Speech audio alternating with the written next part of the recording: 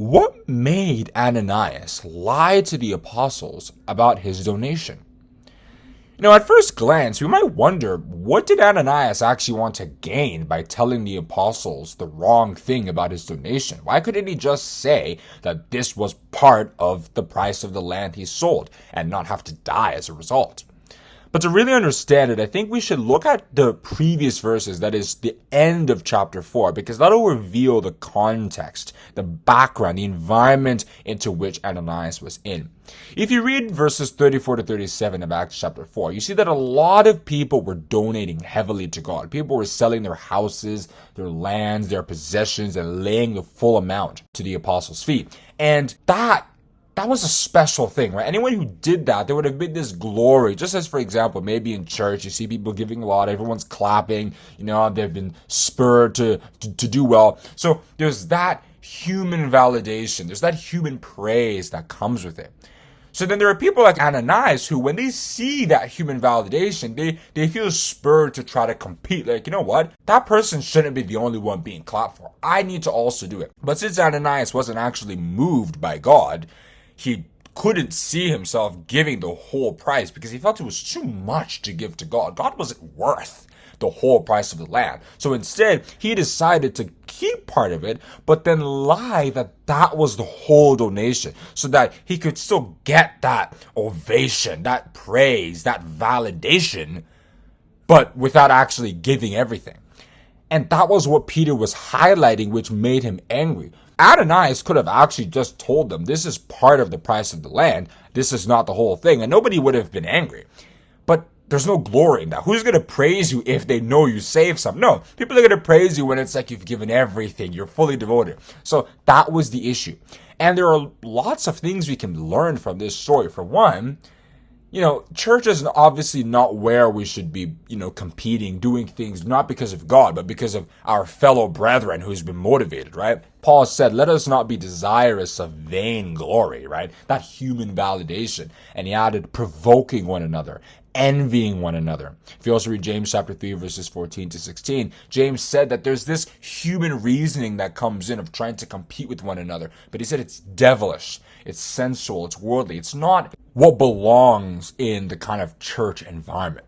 So that was a major factor. And also, it's not good for us to kind of create a false impression. That was what Ananias was trying to do. Ananias didn't have that heart to give to God, but rather than just accepting that and being comfortable having others give more and get that praise, he wanted to create that false impression so that he could get that. And he's not the only one who does this.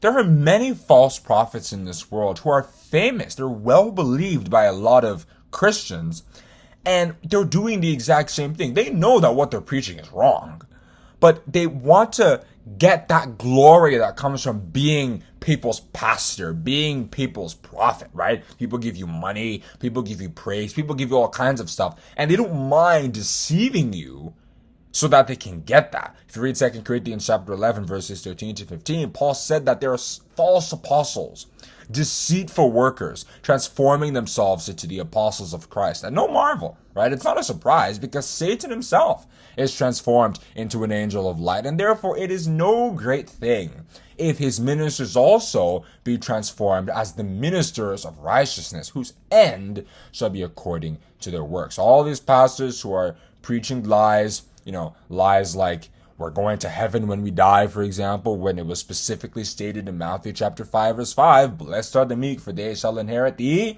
earth. Psalm 37, verse 11, same thing. Proverbs chapter 2, verses 21 to 22, same thing. The meek shall inherit the earth, because it's God's will that the earth always be inhabited. If you read Isaiah chapter 45, verse 18, and in Ecclesiastes chapter 1, verse 4, we're told that the earth would abide forever because it will forever be inhabited. So that's an example of people preaching that, because when you preach that we're going to heaven, there's that excitement, there's that ovation of like, we're going somewhere, whereas we're not really going there, right?